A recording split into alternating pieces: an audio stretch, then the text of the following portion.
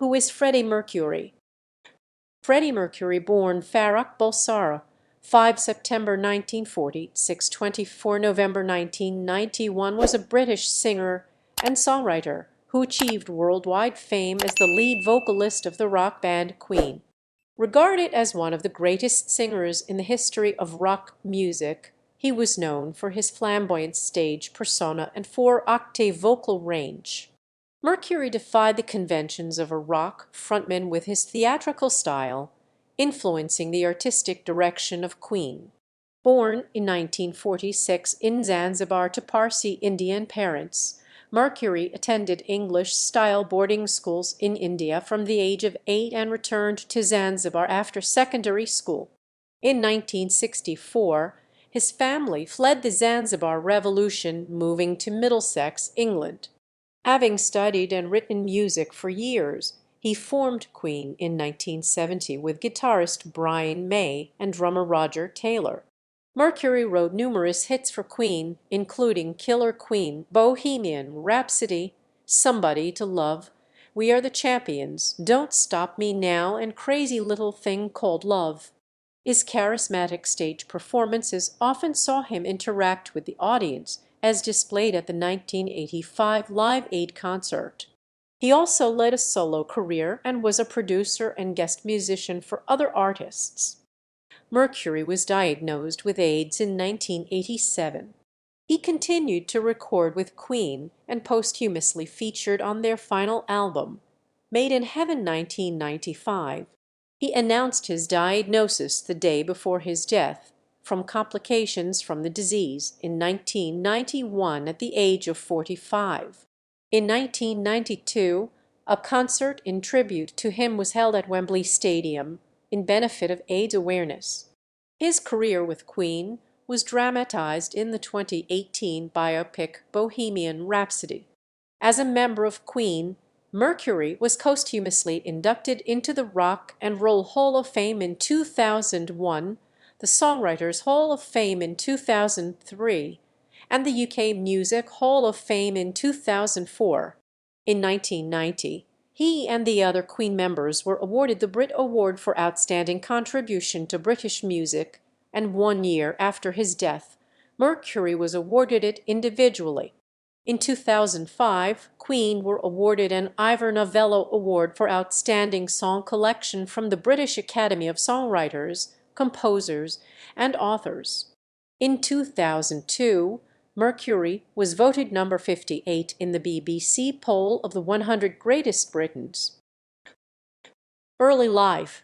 Mercury was born Farrokh Bulsara in Stone Town in the British Protectorate of Zanzibar, now part of Tanzania, on 5 September 1946. His parents, Bomi 1908-2003 and Jur Bulsara 1922-2016, were from the Parsi community of Western India. The Bulsaras had origins in the city of Bulsar, now Valsad in Gujarat. He had a younger sister, Kashmira. The family had moved to Zanzibar so that Bomi could continue his job as a cashier at the British Colonial Office. As Parsis, the Bulsaras practiced Zoroastrianism. Mercury was born with 4 extra incisors, to which he attributed his enhanced vocal range. As Zanzibar was a British protectorate until 1963, Mercury was born a British subject, and on 2 June 1969 was registered a citizen of the United Kingdom and colonies after the family had emigrated to England. Mercury spent most of his childhood in India, where he began taking piano lessons at the age of 7 while living with relatives. In 1954, at the age of 8, Mercury was sent to study at St. Peter's School, a British-style boarding school for boys in Panchgani near Bombay.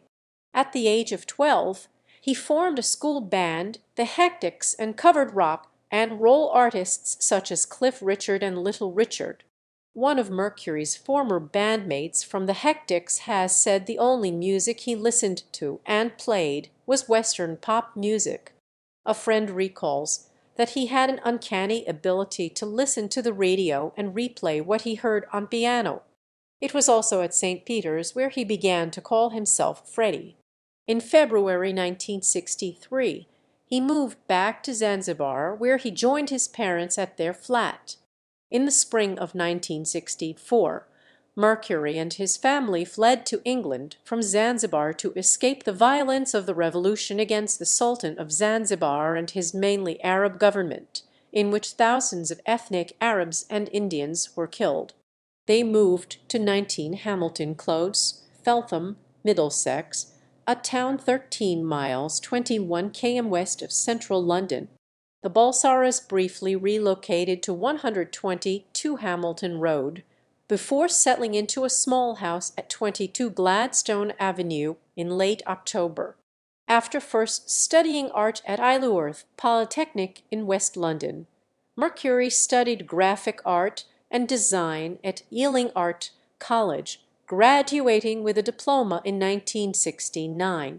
He later used these skills to design heraldic arms for his band Queen.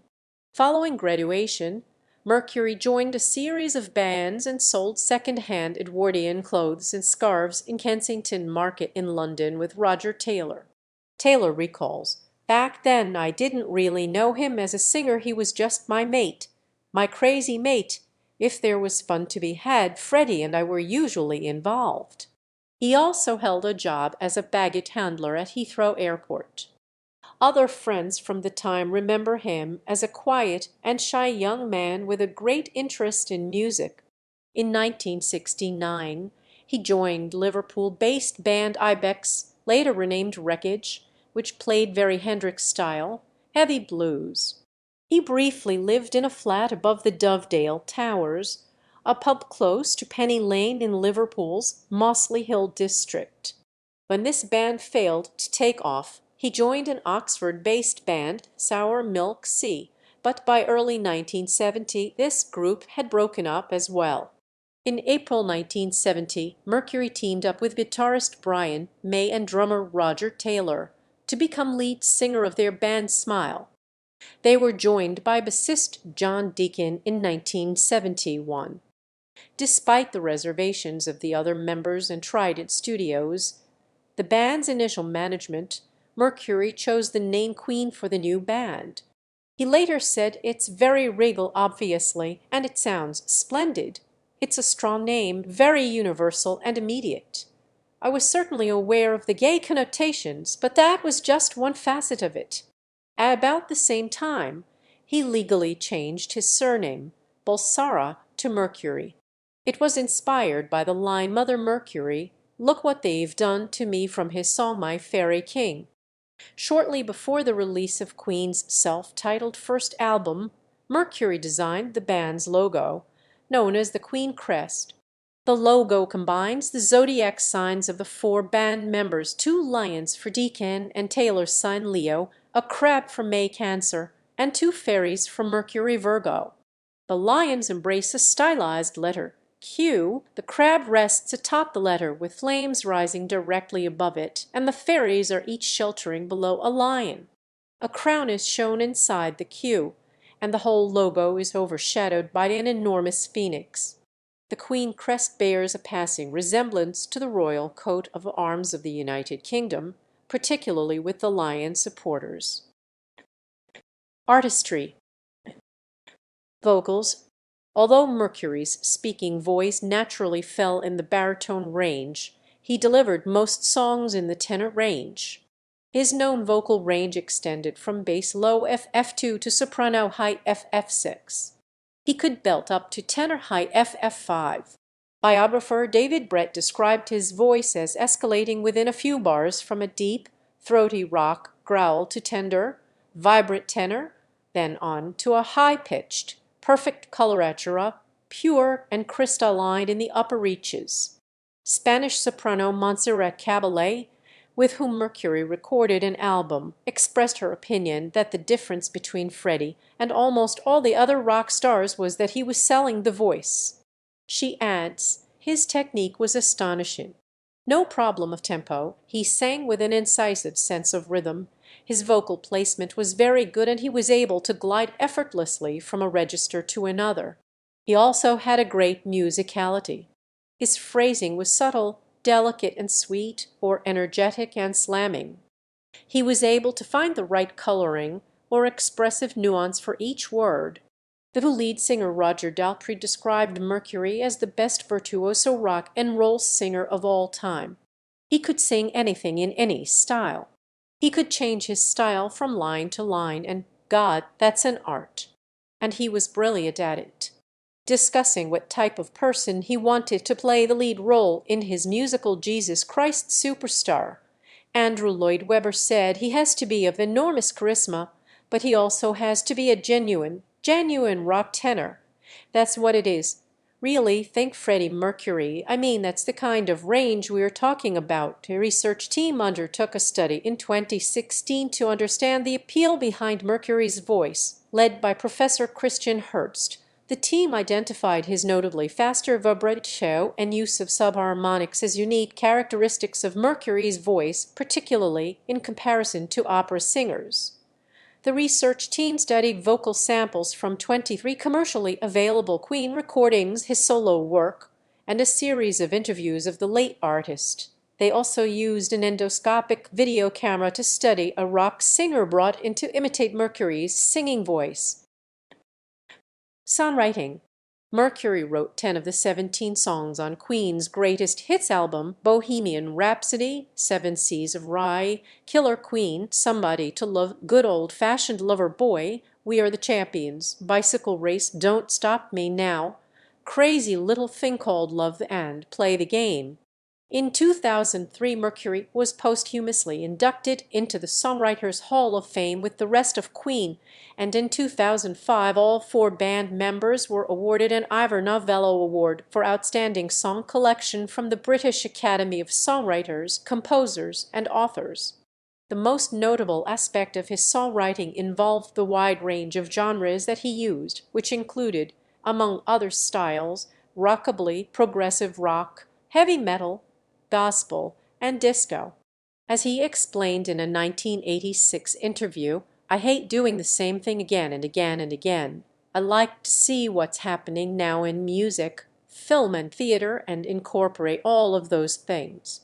Compared to many popular songwriters, Mercury also tended to write musically complex material. For example, Bohemian Rhapsody is non-cyclical in structure and comprises dozens of chords. He also wrote 6 songs from Queen Roman II, which deal with multiple key changes and complex material.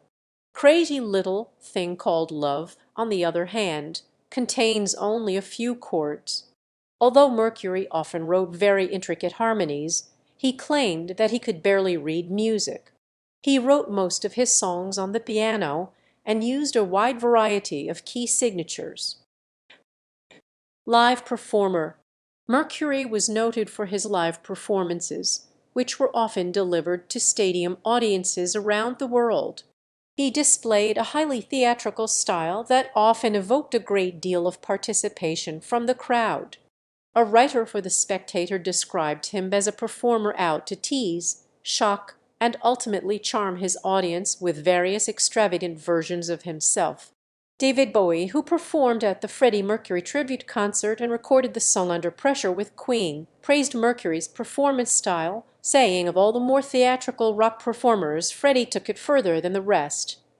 He took it over the edge. And of course, I'd always admired a man who wears tights. I only saw him in concert once, and as they say, he was definitely a man who could hold an audience in the palm of his hand.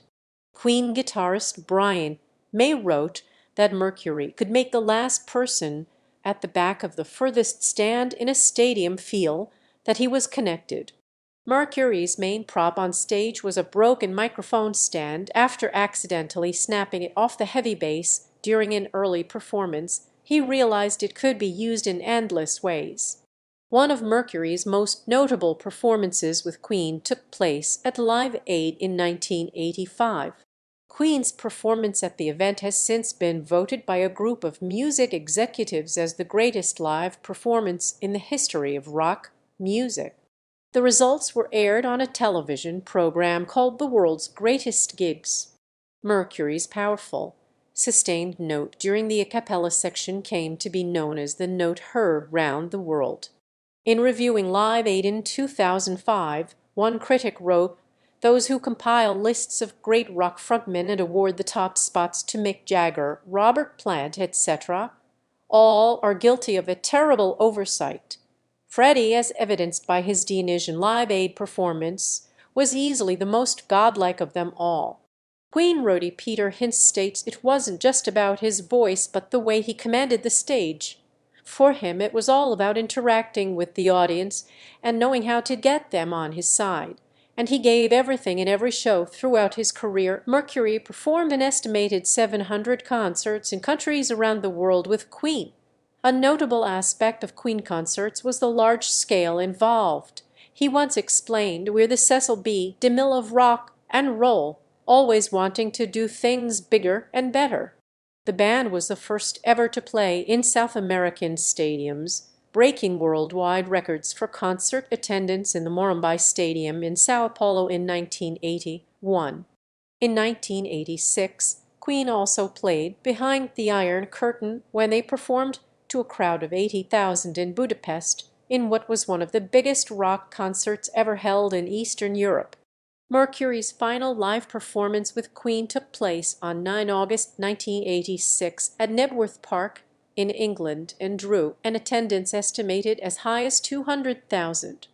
A week prior to Knebworth, May recalled Mercury saying, "I'm not going to be doing this forever. This is probably the last time." With the British national anthem God Save the Queen playing at the end of the concert, Mercury's final act on stage saw him draped in a robe, holding a golden crown aloft, bidding farewell to the crowd. Instrumentalist. As a young boy in India, Mercury received formal piano training up to the age of 9. Later on, while living in London, he learned guitar. Much of the music he liked was guitar-orientated. His favorite artists at the time were The Who, The Beatles, Jimi Hendrix, David Bowie, and Led Zeppelin. He was often self-deprecating about his skills on both instruments. However, Brian May states Mercury had a wonderful touch on the piano. He could play what came from inside him like nobody else: incredible rhythm, incredible passion and feeling.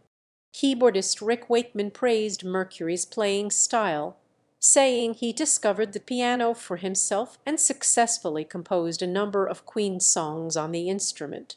From the early 1980s, Mercury began extensively using guest keyboardists. Most notably, he enlisted Fred Mandel, a Canadian musician who also worked for Pink Floyd, Elton John, and Supertramp for his first solo project.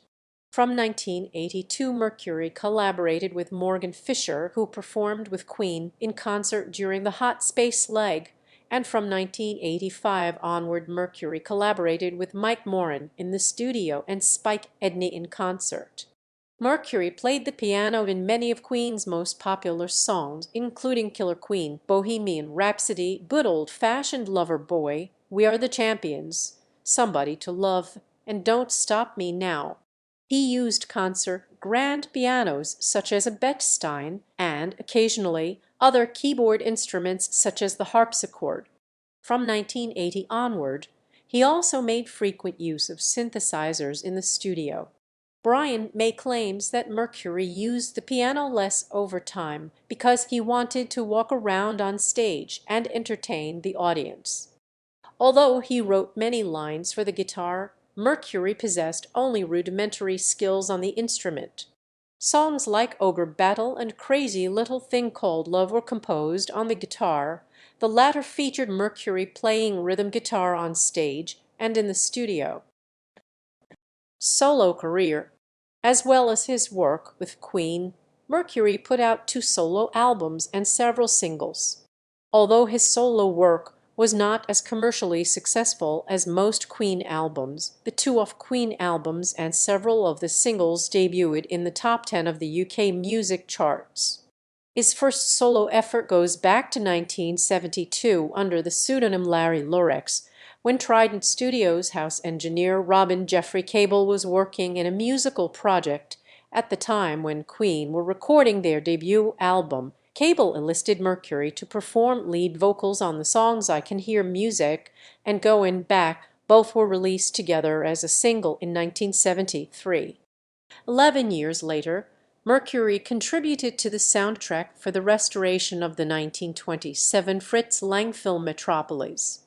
The song Love Kills was written for the film by Giorgio Moroder in collaboration with Mercury and produced by Moroder and Mack.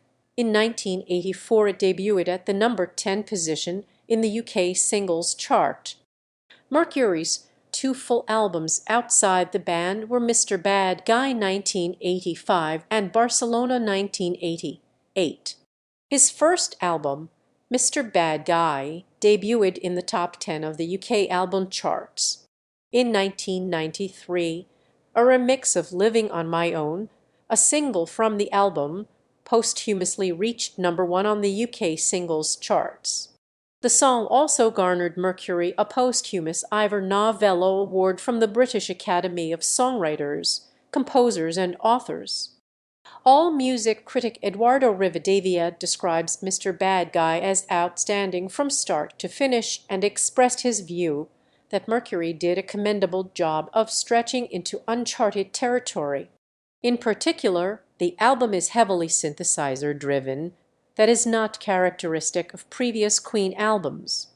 His second album, Barcelona, recorded with Spanish soprano vocalist Montserrat Caballé, combines elements of popular music and opera.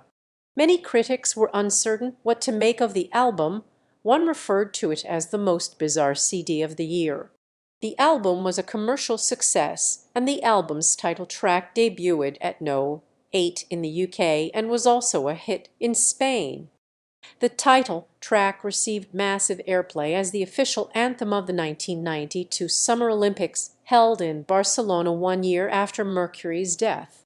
Caballé sang it live at the opening of the Olympics with Mercury's part played on a screen, and again before the start of the 1999 UEFA Champions League final between Manchester United and Bayern Munich in Barcelona.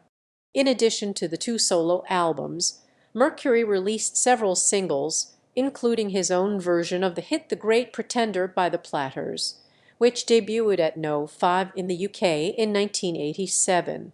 In September 2006, a compilation album featuring Mercury's solo work was released in the UK in honor of what would have been his 60th birthday.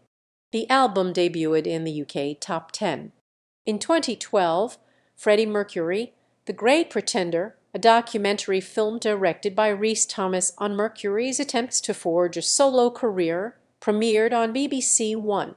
In 1981-1983, Mercury recorded several tracks with Michael Jackson, including a demo of State of Shock, Victory, and There Must Be More to Life Than This.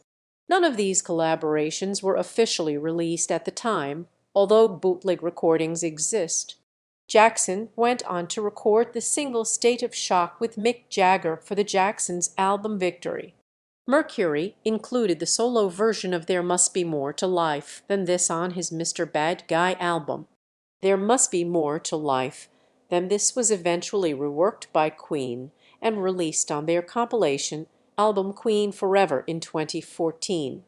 In addition to working with Michael Jackson, Mercury and Roger Taylor sang on the title track for Billy Squier's 1982 studio release, Emotions in Motion, and later contributed to 2 tracks on Squier's 1986 release, Enough is Enough, providing vocals on Love is the Hero and musical arrangements on Lady with a Tenor Sax.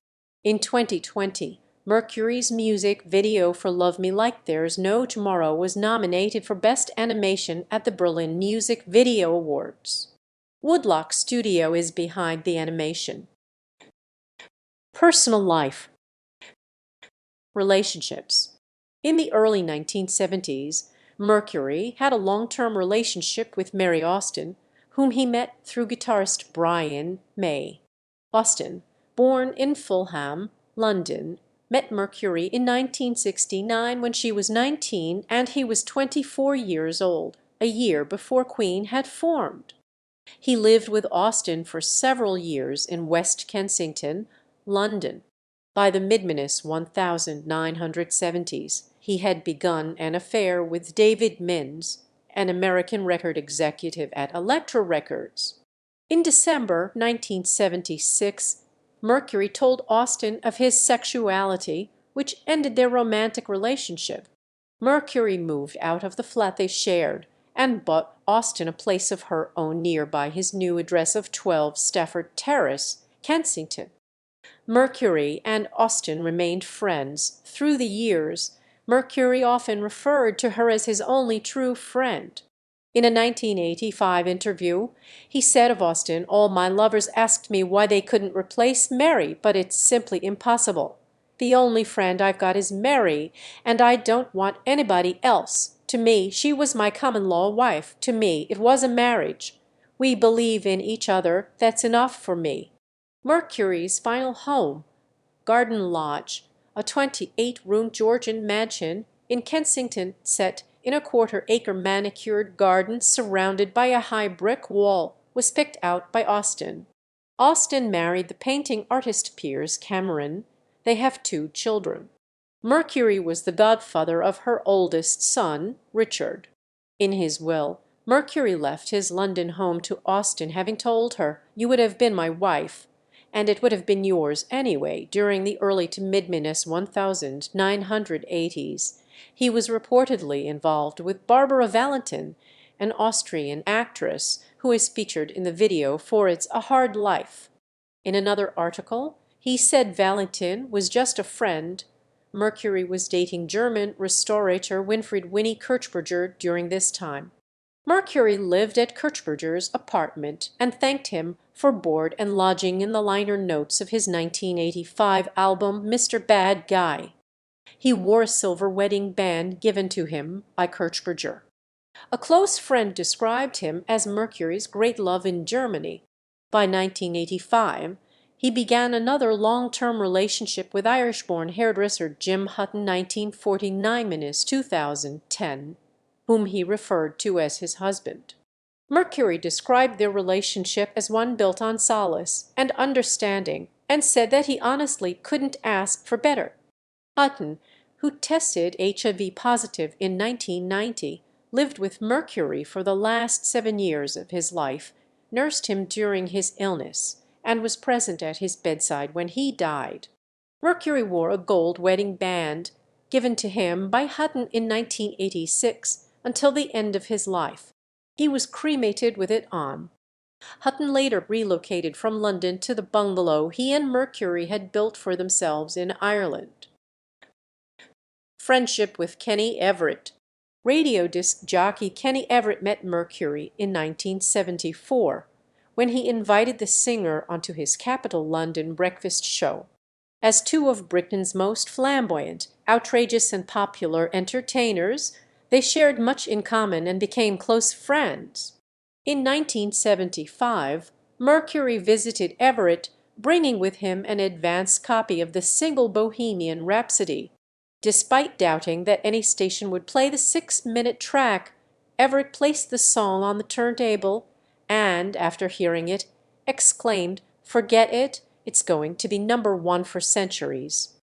Although Capital Radio had not officially accepted the song, Everett talked incessantly about a record he possessed but could not play.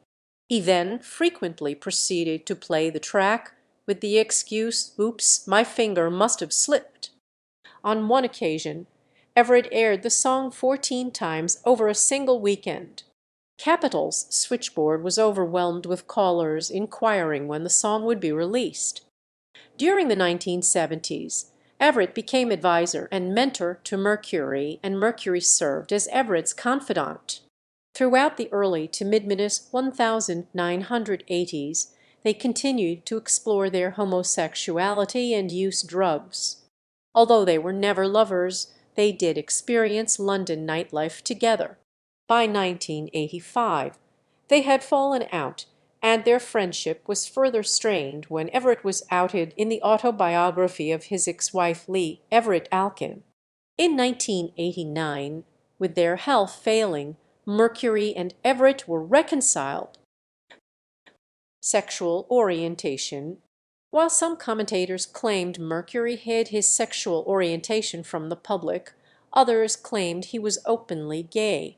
In December 1974, when asked directly, "So how about being bent by the new musical express?" Mercury replied, "You're a crafty cow, let's put it this way. There were times when I was young and green. It's a thing schoolboys go through. I've had my share of schoolboy pranks. I'm not going to elaborate further." Homosexual acts between adult males over the age of 21 had been decriminalized in the United Kingdom in 1967, 7 years earlier. During public events in the 1980s, Mercury often kept a distance from his partner, Jim Hutton. Mercury's flamboyant stage performances sometimes led journalists to allude to his sexuality. Dave Dixon, reviewing Queen's performance at Wembley Arena in 1984 for Kerrang, noted Mercury's camp addresses to the audience and even described him as a posing, pouting, posturing tart. In 1992, John Marshall of Gay Times opined Mercury was a scene queen not afraid to publicly express his gayness, but unwilling to analyze or justify his lifestyle. It was as if Freddie Mercury was saying to the world, "I am what I am, so what?" And that in itself for some was a statement. In an article for After Elton, Robert Urban said Mercury did not ally himself to political outness or to LGBT causes. Some believe Mercury was bisexual, for example, regarding the creation of Celebrate Bisexuality Day, Wendy Curry said, "We were sitting around at one of the annual bi conventions, venting, and someone, I think it was Jiggy, said we should have a party. We all love the great bisexual Freddie Mercury. His birthday was in September, so why not Sept? We wanted a weekend day to ensure the most people would do something. Jiggy's birthday was September 23rd. It fell on a weekend day, so poof, we had a day." The Advocate said in May 2018, closeted throughout his life, Mercury, who was bisexual, engaged in affairs with men but referred to a woman he loved in his youth, Mary Austin, as the love of his life, according to the biography Somebody to Love, The Life, Death, and Legacy of Freddie Mercury. Additionally, according to an obituary, Mercury was a self-confessed bisexual. The 2018 biopic of Mercury, Bohemian Rhapsody, received criticism for its portrayal of Mercury's sexuality, which was described as sterilized and confused, and was even accused of being dangerous. Personality. Although he cultivated a flamboyant stage personality, Mercury was shy and retiring when not performing, particularly around people he did not know well, and granted very few interviews. He once said of himself, "When I'm performing I'm an extrovert, yet inside I'm a completely different man."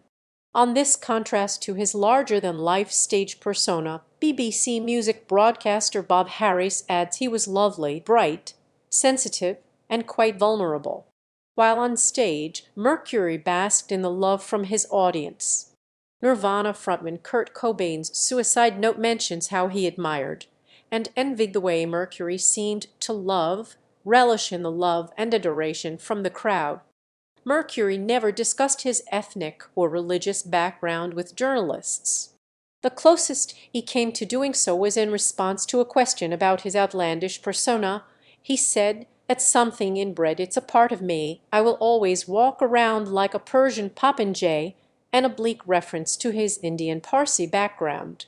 Feeling a connection to Britain prior to arriving in England, the young Balsara was heavily influenced by British fashion and music trends while growing up. According to his longtime assistant Peter Freestone, if Freddie had his way, he would have been born aged 18 in Feltham.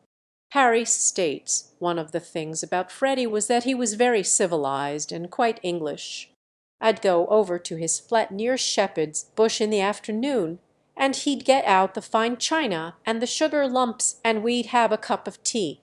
His flamboyant dress sense and the emergence of glam rock in the UK in the early 1970s saw Mercury wear outfits designed by Zandra Rhodes. When asked by Melody Maker in 1981 if rock stars should use their power to try to shape the world for the better, Mercury responded, "Leave that to the politicians. Certain people can do that kind of thing, but very few. John Lennon was one. Because of his status, he could do that kind of preaching and affect people's thoughts. But to do this you have to have a certain amount of intellect and magic together, and the John Lennons are few and far between. People with mere talent, like me, have not got the ability or power." Mercury dedicated a song to the former member of the Beatles. The song "Life is Real Song for Lennon" is included in the 1982 album Hot Space. Mercury did occasionally express his concerns about the state of the world in his lyrics. His most notable message songs are Under Pressure, Is This the World We Created?, a song which Mercury may performed at Live Aid, and also featured in Greenpeace, the album There Must Be More to Life Than This. The Miracle of Song may called one of Freddie's most beautiful creations and innuendo. Mercury cared for at least 10 cats throughout his life, including Tom, Jerry, Oscar, Tiffany, Dorothy, Delilah, Goliath, Miko, Romeo, and Lily. He was against the inbreeding of cats for specific features, and all except for Tiffany and Lily, both given as gifts, were adopted from the Blue Cross. Mercury placed as much importance on these beloved animals as on any human life, and showed his adoration by having the artist Anne Ortman paint portraits of each of them. Mercury wrote a song for Delilah, his favorite cat of all, which appeared on the Queen album Innuendo. Mercury dedicated his liner notes in his 1985 solo album Mr. Bad Guy to Jerry and his other cats.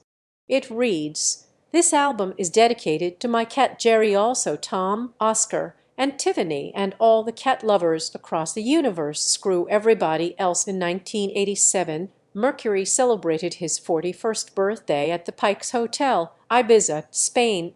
Several months after discovering that he had contracted HIV, Mercury sought much comfort at the retreat, and was a close friend of the owner, Anthony Pike, who described Mercury as "the most beautiful person I've ever met in my life, so entertaining and generous."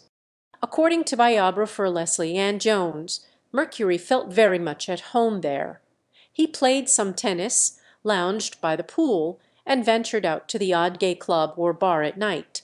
The birthday party, held on 5 September 1987, has been described as the most incredible example of excess the Mediterranean island had ever seen, and was attended by some 700 people.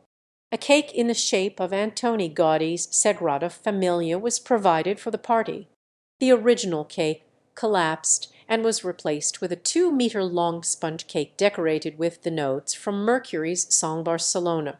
The bill, which included 232 broken glasses, was presented to Queen's manager, Jim Beach. Before his death, Mercury had told Beach, "You can do what you want with my music, but don't make me boring." Illness. Mercury exhibited HIV symptoms as early as 1982. Authors Matt Richards and Mark Langthorne have stated in their biographical book about Mercury, Somebody to Love, The Life, Death, and Legacy of Freddie Mercury, that Mercury secretly visited a doctor in New York City to get a white lesion on his tongue checked, which might have been Herioleucoplakia, one of the first signs of an infection, a few weeks before Queen's final American appearance with Mercury on Saturday Night Live on 25 September 1982. They also stated that he had associated with someone who was recently infected with HIV on the same day of their final U.S. appearance, when he began to exhibit more symptoms. In October 1986, the British press reported that Mercury had his blood tested for HIV/AIDS at a Harley Street clinic. According to his partner, Jim Hutton, Mercury was diagnosed with AIDS in late April 1987. Around that time, Mercury claimed in an interview to have tested negative for HIV. The British press pursued the rumors over the next few years, fueled by Mercury's increasingly gaunt appearance, Queen's absence from touring, and reports from his former lovers to tabloid journals. By 1990, rumors about Mercury's health were rife. At the 1990 Brit Awards held at the Dominion Theatre, London, on 18 February, Mercury made his final appearance on stage when he joined the rest of Queen to collect the Brit Award for Outstanding Contribution to British Music. Mercury and his inner circle of colleagues and friends continually denied the stories. It has been suggested that Mercury could have helped AIDS awareness by speaking earlier about his illness. Mercury kept his condition private to protect those closest to him. May later confirmed that Mercury had informed the band of his illness much earlier. Filmed in May 1991, the music video for These Are the Days of Our Lives features a very thin Mercury in his final scenes in front of the camera. Director of the video Rudy Dolezal comments, AIDS was never a topic. We never discussed it. He didn't want to talk about it. Most of the people didn't even 100% know if he had it, apart from the band and a few people in the inner circle. He always said, I don't want to put any burden on other people by telling them my tragedy. The rest of the band were ready to record when Mercury felt able to come into the studio for an hour or two at a time. May said of Mercury, he just kept saying, write me more, write me stuff. I want to just sing this and do it, and when I am gone you can finish it off. He had no fear, really. Justin Shirley Smith, the assistant engineer for those last sessions, said this is hard to explain to people, but it wasn't sad, it was very happy. Freddie was one of the funniest people I'd ever encountered. I was laughing most of the time with him. Freddie was saying of his illness, I'm not going to think about it. I'm going to do this. After the conclusion of his work with Queen in June 1991, Mercury retired to his home in Kensington, West London. His former partner, Mary Austin, was a particular comfort in his final years and in the last few weeks made regular visits to look after him. Near the end of his life, Mercury began to lose his sight and declined so that he was unable to leave his bed. Mercury chose to hasten his death by refusing medication and took only painkillers. On 22 November 1991, Mercury called Queen's manager Jim Beach to his Kensington home to prepare a public statement, which was released the following day following the enormous conjecture in the press over the last 2 weeks. I wish to confirm that I have been tested HIV positive and have AIDS. I felt it correct to keep this information private to date to protect the privacy of those around me. However, the time has come now for my friends and fans around the world to know the truth, and I hope that everyone will join with me, my doctors, and all those worldwide in the fight against this terrible disease. My privacy has always been very special to me, and I am famous for my lack of interviews. Please understand this policy will continue. Death. On the evening of 24 November 1991, about 24 hours after issuing the statement, Mercury died at the age of 45 at his home in Kensington. The cause of death was bronchial pneumonia resulting from AIDS. His close friend Dave Clark of the Dave Clark Five was at the bedside vigil when Mercury died. Austin phoned Mercury's parents and sister to break the news, which reached newspaper and television crews in the early hours of 25 November. Mercury's funeral service was conducted on 27 November 1991 by a Zoroastrian priest at West London Crematorium, where he is commemorated by a plinth under his birth name. In attendance at Mercury's service were his family and 35 of his close friends, including Elton John and the members of Queen. His coffin was carried into the chapel to the sounds of Take My Hand, Precious Lord / You've Got a Friend by Aretha Franklin. In accordance with Mercury's wishes, Mary Austin took possession of his cremated remains and buried them in an undisclosed location. The whereabouts of his ashes are believed to be known only to Austin, who has said that she will never reveal them. Mercury spent and donated to charity much of his wealth during his lifetime, with his estate valued around £8 million at the time of his death. He bequeathed his home, garden lodge, and the adjoining mews, as well as 50% of all privately owned shares, to Mary Austin. His sister, Kashmira Cook, received 25%, as did his parents, Bomid and Jur Bulsara, which Cook acquired upon their deaths. He willed £500,000 to Joe Fennelly, £500,000 to Jim Hutton, £500,000 to Peter Freestone, and £100,000 to Terry Giddings.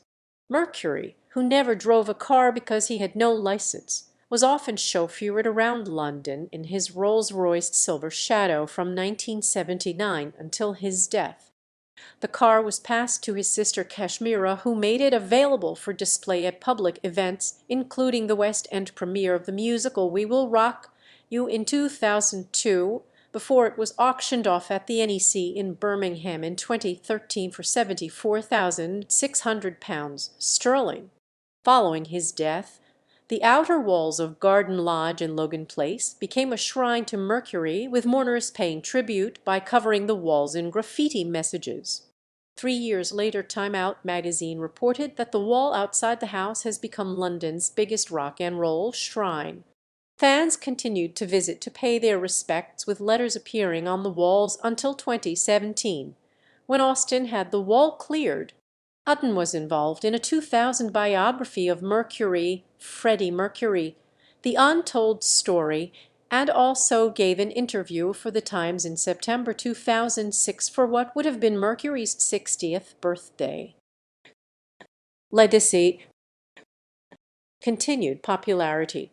Regarded as one of the greatest lead singers in the history of rock music, he was known for his flamboyant stage persona and 4-octave vocal range.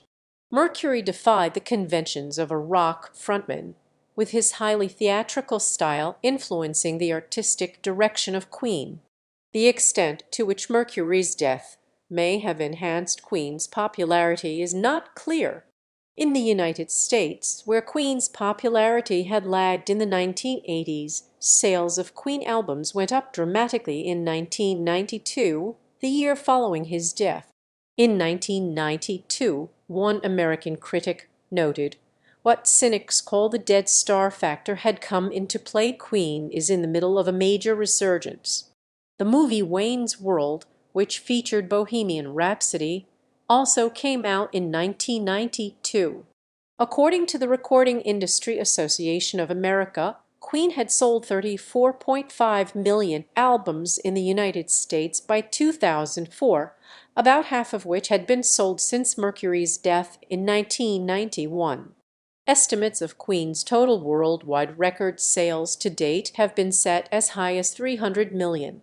In the United Kingdom, Queen have now spent more collective weeks on the UK album charts than any other musical act, including the Beatles, and Queen's Greatest Hits is the best-selling album of all time in the United Kingdom. Two of Mercury's songs, We Are the Champions and Bohemian Rhapsody, have also each been voted as the greatest song of all time in major polls by Sony Ericsson and Guinness World Records. Both songs have been inducted into the Grammy Hall of Fame, Bohemian Rhapsody in 2004 and We Are the Champions in 2009. In October 2007, the video for Bohemian Rhapsody was voted the greatest of all time by readers of Q magazine. Since his death, Queen were inducted into the Rock and Roll Hall of Fame in 2001, and all 4 band members were inducted into the Songwriters Hall of Fame in 2003. Their Rock Hall of Fame citation reads, "In the golden era of glam rock and gorgeously hyper-produced theatrical extravaganzas that defined one branch of 70s rock, no group came close in either concept or execution to Queen." The band were among the inaugural inductees into the UK Music Hall of Fame in 2004. Mercury was individually posthumously awarded the Brit Award for Outstanding Contribution to British Music in 1992. They received the Ivor Novello Award for Outstanding Song Collection from the British Academy of Songwriters, Composers, and Authors in 2005, and in 2018 they were presented the Grammy Lifetime Achievement Award. Posthumous Queen album. In November 1995, Mercury appeared posthumously on Queen's final studio album, Made in Heaven. The album featured Mercury's previously unreleased final recordings from 1991, as well as outtakes from previous years and reworked versions of solo works by the other members. The album cover features the Freddie Mercury statue that overlooks Lake Geneva superimposed with Mercury's Duck House Lake cabin that he had rented. This is where he had written and recorded his last songs at Mountain Studios. The sleeve of the album contains the words dedicated to the immortal spirit of Freddie Mercury, featuring tracks such as Too Much Love Will Kill You and Heaven for Everyone. The album also contains the song Mother Love, the last vocal recording Mercury made before his death, which he completed using a drum machine over which May Taylor and Deacon later added the instrumental track. After completing the penultimate verse, Mercury had told the band he wasn't feeling that great and stated, "I will finish it when I come back next time." He never made it back into the studio, so May later recorded the final verse of the song. Tributes. A statue in Montwix, Switzerland, by sculptor Irna Sedlka was erected as a tribute to Mercury. It stands almost 10 feet 3 meters high overlooking Lake Geneva and was unveiled on 25 November 1996 by Mercury's father and Montserrat Caballé, with bandmates Brian May and Roger Taylor also in attendance. Beginning in 2003, fans from around the world have gathered in Switzerland annually to pay tribute to the singer as part of the Freddie Mercury Montwix Memorial Day on the first weekend of September. In 1997, the three remaining members of Queen released No One But You Only the Good Die Young, a song dedicated to Mercury and all those that died too soon. In 1999, a Royal Mail stamp with an image of Mercury on stage was issued in his honour as part of the UK Postal Service's Millennium Stamp series. In 2009, a star commemorating Mercury was unveiled in Feltham, West London, where his family moved upon arriving in England in 1964.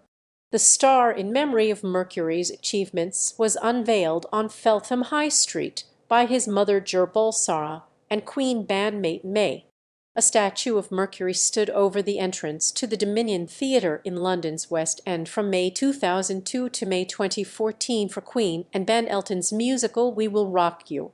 A tribute to Queen was on display at the Fremont Street Experience in downtown Las Vegas throughout 2009 on its video canopy. In December 2009, a large model of Mercury wearing tartan was put on display in Edinburgh as publicity for the run of We Will Rock You. Sculptures of Mercury often feature him wearing a military jacket with his fist in the air. In 2018, GQ magazine called Mercury's yellow military jacket from his 1986 concerts his best-known look, while CNN called it an iconic moment in fashion. For Mercury's 65th birthday in 2011, Google dedicated its Google Doodle to him. It included an animation set to his song, Don't Stop Me Now, referring to the late, great Freddie Mercury in their 2012 Rock and Roll Hall of Fame induction speech. Guns N' Roses quoted Mercury's lyrics from We Are the Champions. I've taken my bows, my curtain calls, you've brought me fame and fortune and everything that goes with it, and I thank you all. Tribute was paid to Queen and Mercury at the closing ceremony of the 2012 Summer Olympics in London. The band's performance of We Will Rock You with JCJ was opened with a video of Mercury's call and response routine from 1986's Wembley Stadium performance, with the 2012 crowd at the Olympic Stadium responding appropriately. The frog genus Mercurana, discovered in 2013 in Kerala, India, was named as a tribute because Mercury's vibrant music inspires the authors. The site of the discovery is very near to where Mercury spent most of his childhood. In 2013, a newly discovered species of damselfly from Brazil was named Heteragrion Freddie Mercury, honoring the superb and gifted musician and songwriter whose wonderful voice and talent still entertain millions. One of 4 similar damselflies named after the Queen bandmates in tribute to Queen's 40th anniversary. On 1 September 2016, an English heritage blue plaque was unveiled at Mercury's home in 22 Gladstone Avenue in Feltham, West London, by his sister Kashmira Cook and Brian May. Attending the ceremony, Karen Bradley, the UK Secretary of State for Culture, called Mercury one of Britain's most influential musicians, and added he is a global icon whose music touched the lives of millions of people around the world. On 24 February 2020, a street in Feltham was renamed Freddie Mercury Close during a ceremony attended by his sister Kashmira. On 5 September 2016, the 70th anniversary of Mercury's birth, asteroid 17,473, Freddie Mercury was named after him. Issuing the certificate of designation to the charismatic singer, Joel Parker of the Southwest Research Institute added, Freddie Mercury sang, "I'm a shooting star leaping through the sky, and now that is even more true than ever before."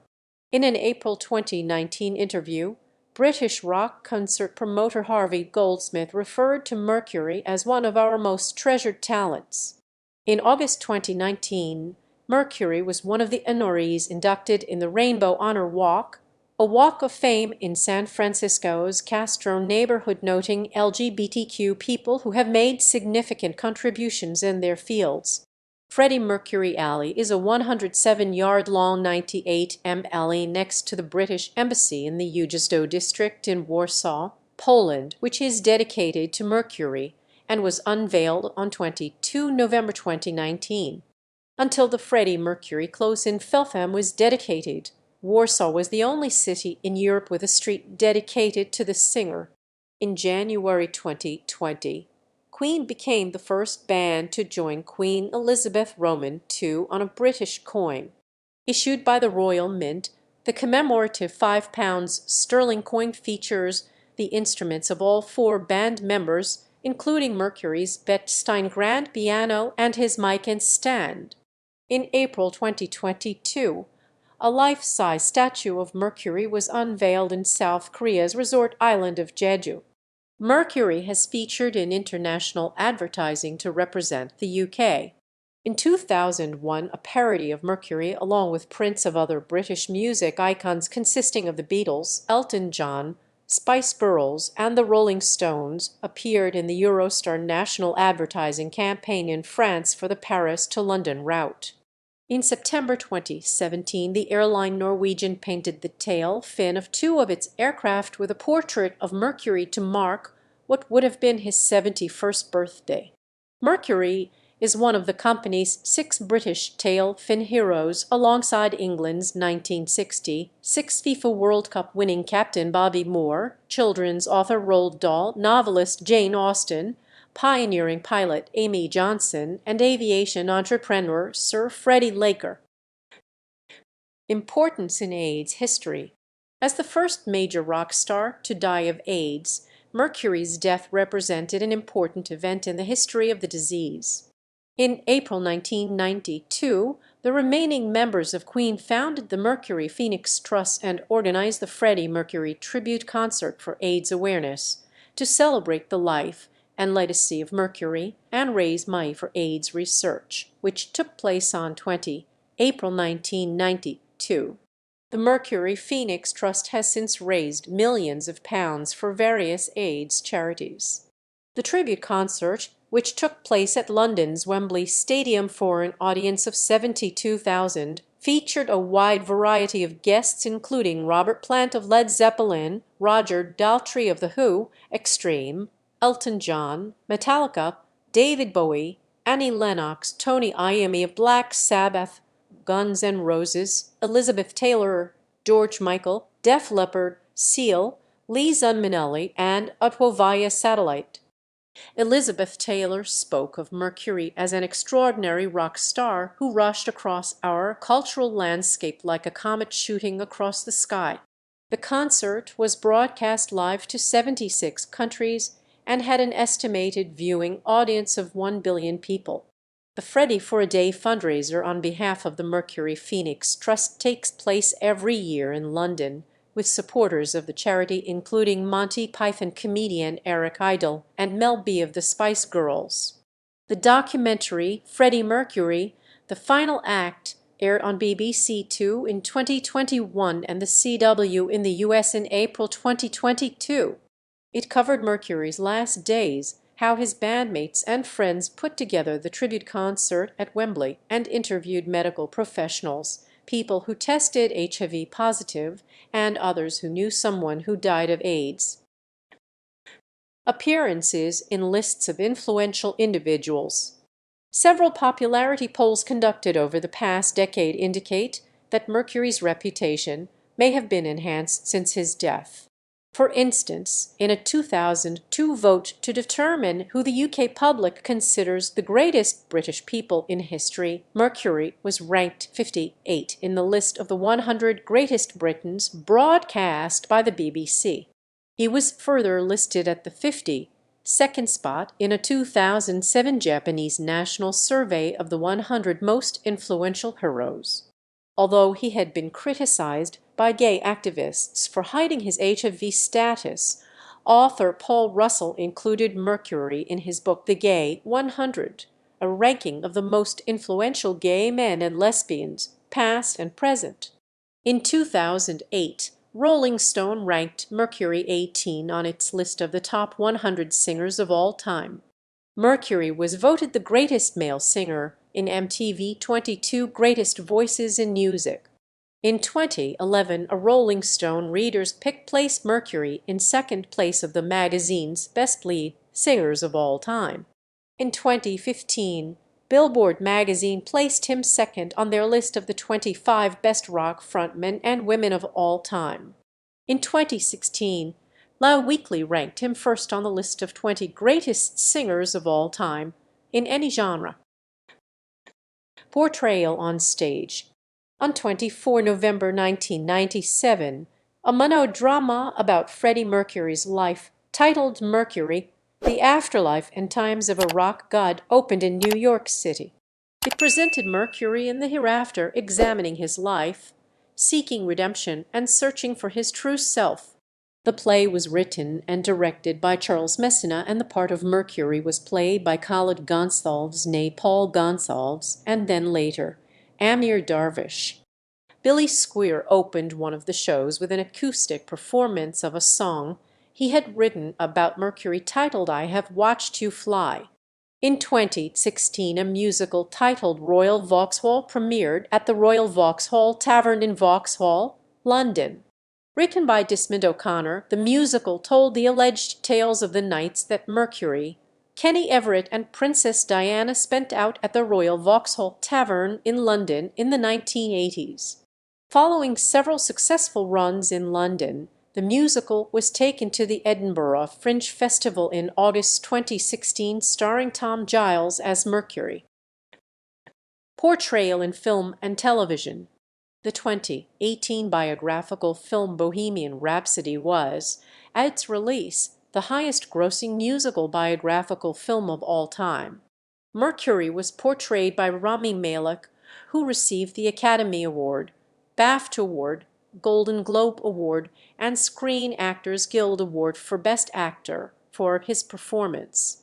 While the film received mixed reviews and contained historical inaccuracies, it won the Golden Globe for Best Motion Picture Drama. Mercury appeared as a supporting character in the BBC television drama Best Possible Taste: The Kenny Everett Story, first broadcast in October 2012. He was portrayed by actor James Floyd. He was played by actor John Blunt in the Freddie Mercury story, Who Wants to Live Forever, first broadcast in the UK on Channel 5 in November 2016. Although the program was criticized for focusing on Mercury's love life and sexuality, Blunt's performance and likeness to the singer did receive praise. In 2018, David Avery portrayed Mercury in the Urban Myths comedy series in an episode focusing on the antics backstage at Live Aid, and Kevin Novak portrayed Mercury in an episode titled The Sex Pistols vs. Bill Grundy. He was also portrayed by Eric McCormack as the character Will Truman on Will and Grace in the October 2018 episode titled Tex and the City. Cited sources: Lake, Mark 2016. Freddie Mercury, A Kind of Magic. Omnibus Press. Rhett David 1996, Living on the Edge, The Freddie Mercury Story, London, Robson Books, ISBN 978-1-86105-256-8 Jones, Leslie and 2011, Freddie Mercury, The Definitive Biography, London, Hachette UK, ISBN 9781444733709 Rees Daffyd Crampton, Luke 1999, Summers David ed. The Rock Stars Encyclopedia, London, Dorling Kindersley, ISBN 978-789,446,138. Thank you for watching. Consider supporting the channel, leave a like and subscribe.